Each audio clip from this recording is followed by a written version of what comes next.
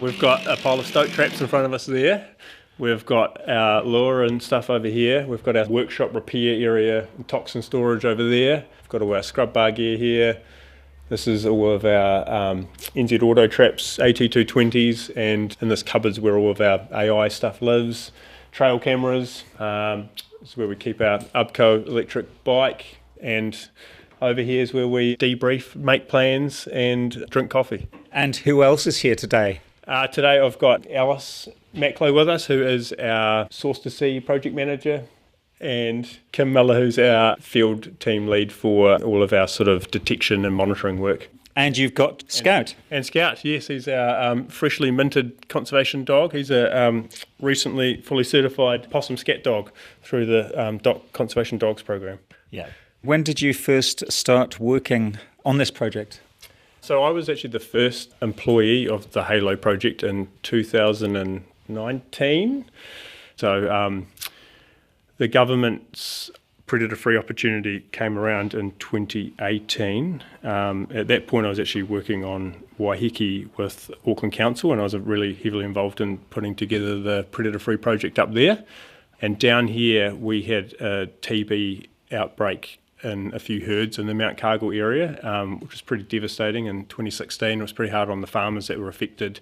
And I guess that was a real wake-up call that possums were present and a big vector for these diseases, but also gave a really big injection from Osprey in terms of the work behind, getting possums to low levels. So they've invested around about $5.5 million in our sort of 12,500 hectare project area, which is really, I guess, what we've leveraged to be able to step in behind them and try to work towards full elimination of possums across this landscape. So how many traps have you put out? We've currently got 4,000 plus traps on the ground now.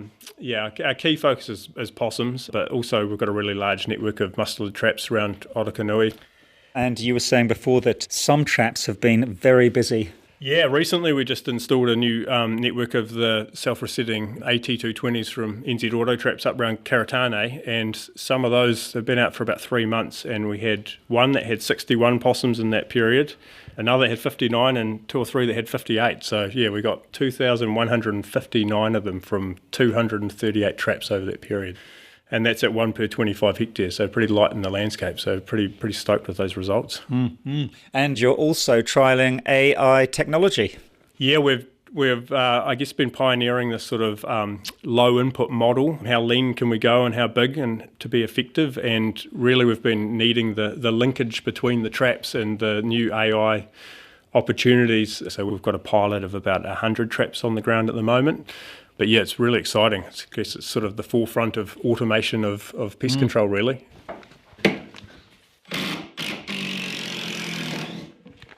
Now, Kim, you're servicing a trap. Yeah, so this is one of our mustelid suppression traps, a Doc 200.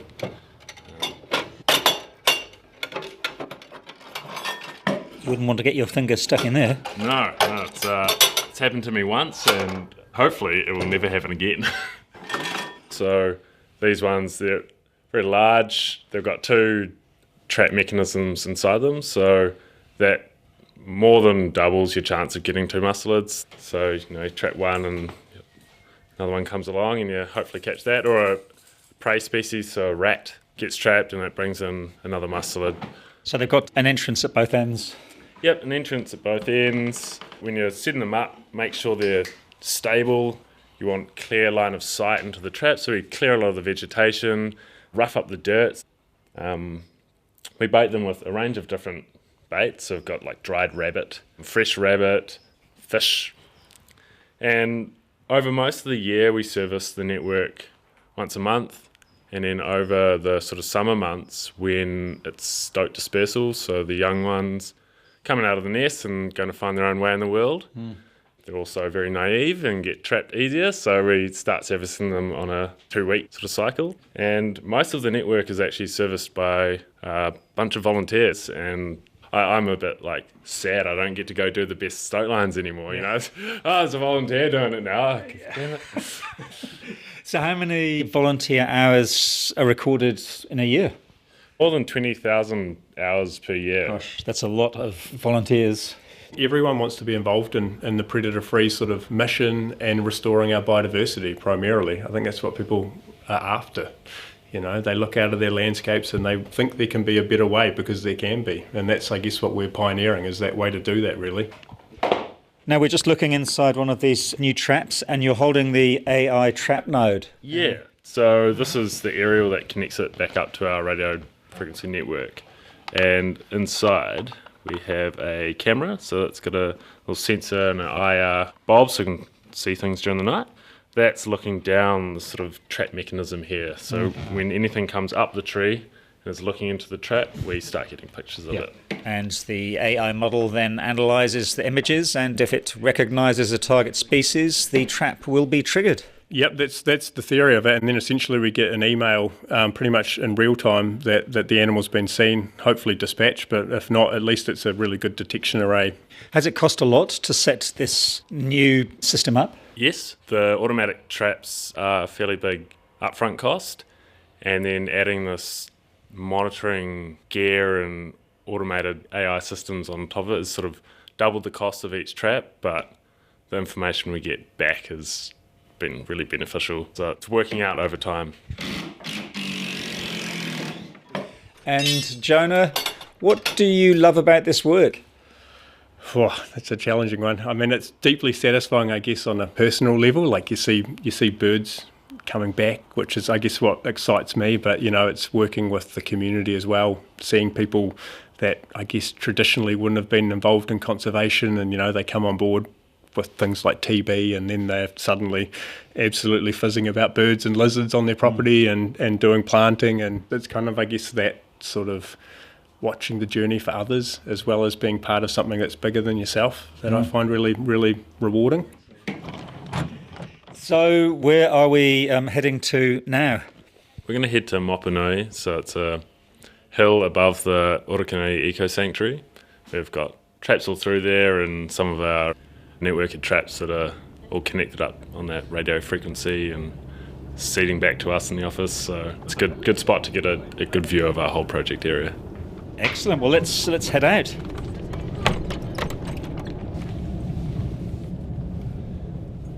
Now, Kim, the area that we're driving through, is this all part of Halo Project's territory? Yep, this is sort of right in the core of our territory, of our main zero density block that we're working towards for possums. I just saw one of your traps on the side of the road. This whole road network is traps every 200 metres or so, and most of them are serviced by South Roads. So you're teaming up with local businesses? Yeah, absolutely. They're providing us with lots of help the last year or two, so it's been great.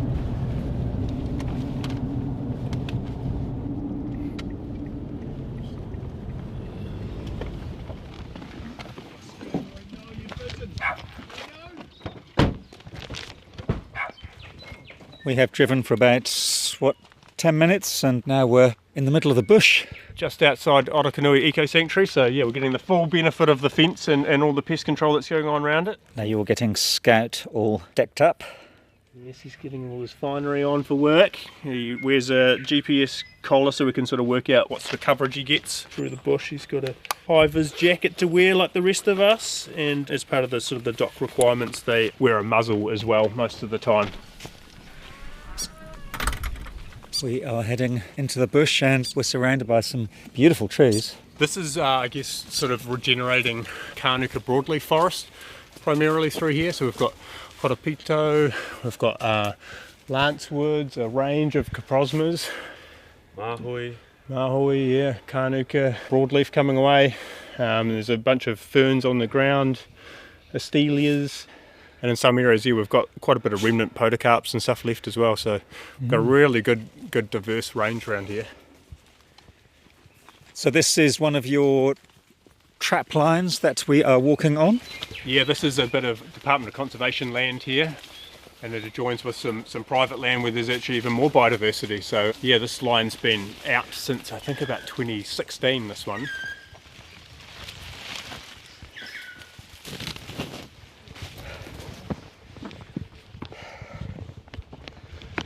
Made it. Whew. That's why I came here. Now we've got to the top of this hill, and Rhys Miller, the Halo project director, is up here. Rhys, what a great spot. Beautiful spot. Yeah, we're sitting on top of the world right now, aren't we? This is called Mopanui, so one of the main peaks in the area. Mihiwaka over to our south, Swampy Summit, moving around to the Silver Peaks, and we're looking right now. We're looking down into Waititi Village, Puraka Nui Village in the estuary here, and up to Karatane. Lots of beautiful regenerating bush around us. Yes, the eco sanctuary is sitting directly beneath us here. 300 odd hectares of regenerating forest, which is, I guess, the core of the Halo project area and how the Halo project came to be. Did you see the kaka when you were coming up the track? No, I didn't know. I was so exhausted I had tunnel vision. Head down on the track. That's right. Honestly. Yeah. When did the Halo project start, and how did it start? So it started in 2013 in a very grassroots, organic manner with a host of local landowners and conservationists getting together and basically looking at Orokonui and saying, hey, we've got this gem here, but outside of the fence we've got sort of an environment that's basically overrun with possums and mustelids and predators. And if we want the beauty of Orokonui to expand beyond the fence, then we need to do something about enhancing the rest of that landscape. So the project started small and now it's huge. It reaches across 55,000 hectares.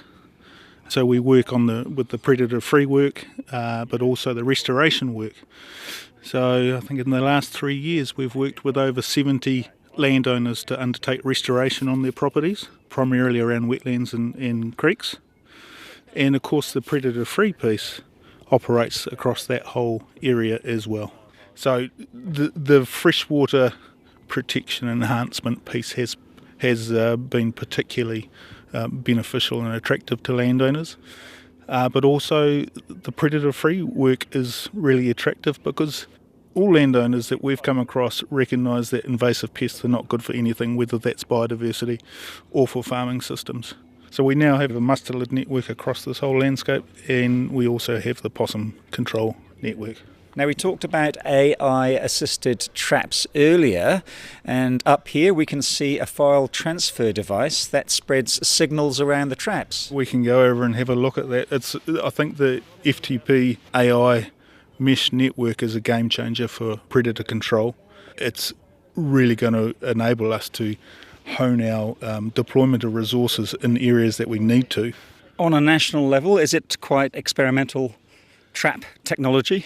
It would be fair to say that we're the biggest users of this FTP network to date. We're working closely with that manufacturer and with a couple of other projects in the predator-free space around the country to use it, to trial it, to enhance it. Part of the predator-free landscape project architecture around the country is to test new designs, new technology in the field, and then to assist other projects. Yes. So that we're gaining as a whole. I do hear some people talk about their fears around AI, but certainly in this case, it's a great use of this technology and software. Yeah, I think there's a few of us that are concerned about AI. But in this instance, I can only see the positive. The ability for these traps to lock out and not activate when there's something that we don't want it to catch is pretty remarkable technology. Particularly in areas like this where we have curious birds such as kaka. We don't want them to interact with the trap, so with this technology it enables those traps to say no, we're not going to activate. Where does the funding come from to, cover wages and expenses? Yeah, so initially the project was about a week of my time, just to get it going. Jonah was our first paid employee actually, and within his team he now has 6 people. And then on the Source to Sea, the freshwater restoration project, we had up to 8 people through the Jobs for Nature funding. But it is coming to an end. We're winding down from that now. So our funding comes from the likes of Regional Council and City Council, but Predator Free 2050 Limited is our substantive funder for the Predator Free work. And then we are currently working with some corporates to see if we can obtain some ongoing support, but it won't be at the same scale that we have had. And so over the past few years, the Source to Sea project has been responsible for planting well over 200,000 plants in this area. That's correct. So we've engaged with 70 odd landowners to do that. So this property down beneath us is Māori owned, Purakanui Incorporated owned property. It's had 3 gullies fenced off, plus the estuary edge, and 50 odd thousand plants have gone into that property in partnership with that hapu. Over on the far-flung area there is Long Beach, which is behind a wee settlement, well known for its caving. In the dunes, the back dunes of Long Beach, 40,000 plants have been planted. So that was on public land. All of that area was planted via volunteers. And I think we'll be going to a farm near Long Beach soon to meet a local landowner, John Chapman, who's got a Halo Project nursery growing on his land. That's correct. So John is an active volunteer in the project, particularly in the predator-free side. He's one of our most active trappers as well, and a multi-generational farmer here. And his son Robert suggested we put the nursery there, so we've done that, which has been a very kind gesture.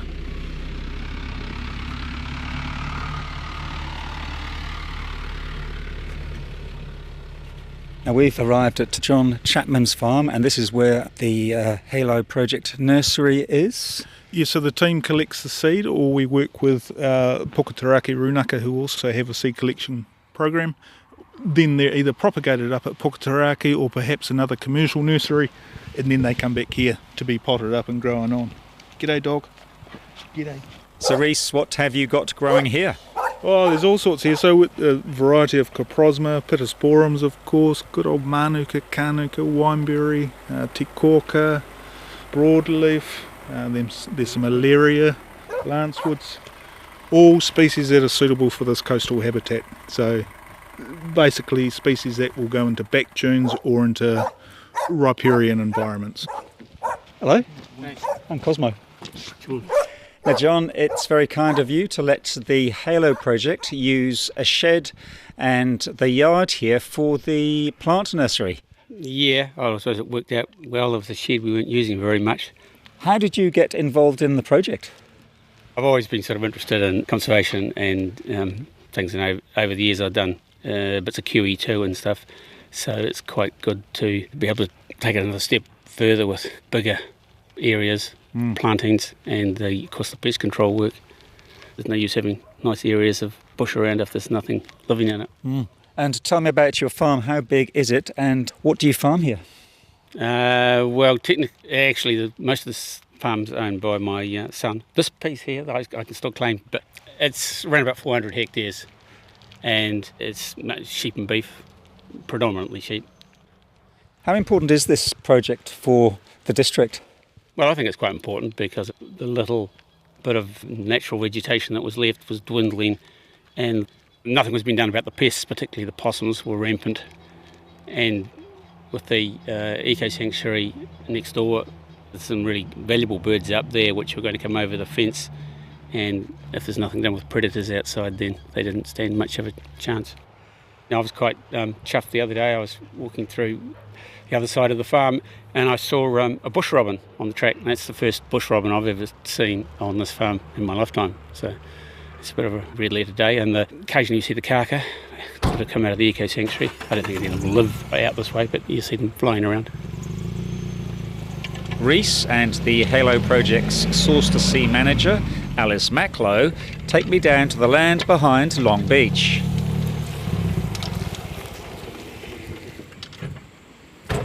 So we are at a dock nature reserve at Waro Wirewira.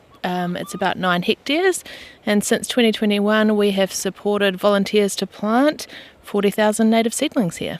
Gosh, what a huge job. It is. It's been awesome to see the community get involved. We've had people from all walks of life, school children, community groups and businesses. We've had about 1,100 volunteers contribute about 4,000 hours, which is the equivalent of a full-time staff member for 16 months. So it's impressive. And it gets quite boggy here, doesn't it? It does. So this was once a wetland. I don't know a lot about it, but at some point the water would have come up to the base of the hill here, and then there was an earthquake or something a long time ago that changed this to a wetland. So we've planted species that suit this environment, called tukutuku, which is fuchsia, tree fuchsia. Also exposed coastal plants such as nio and Veronica elliptica, which is shore hebe, and other plants like that. You can see harakeke here and te kōka, cabbage tree. What do you think this planted area will look like in 10 or 20 years' time? Well, I hope that it is bustling with birds and that there are sea lions birthing here, because there are sea lions using the pine trees here since 2010 to birth their babies, and they also use it as a creche site. They require this kind of habitat to hide from the males who chase them when they are looking after their pups or waiting to give birth. So this area will be hopefully well used by the Pakake sea lions. Are you doing any trapping around here? Yes, so the trapping was here before the plants, and I'm sure that there's a trap very close to us. I can't see one, but as it's in our zero density area, many of the landowners here will have their own trapinator possum traps in their backyard, and it will be part of the stoat network as well. So there'll be stoat traps throughout this area, and I'm sure there are 80-220s throughout here as well. And Reese, how long is the Halo project going to go on for? We will be here as long as we can financially sustain it. One of the really important things that our communities are beginning to articulate to us is the likes of sea level rise and the effects of major weather events. For example, this community down here is flooded on a semi-regular basis. Corners of that community are. So our work is beginning to shift towards undertaking restoration and remediative works where we can of some of those coastal communities, because they're particularly vulnerable. So we see an endless amount of work to be done as long as our community supports us and are there on the journey with us, which to date they have been. That was Reese Miller, project manager of the Halo project. And Cosmo was also talking to Halo's Alice Macklow, Jonah Kitova-Hoof, Kim Miller and farmer John Chapman.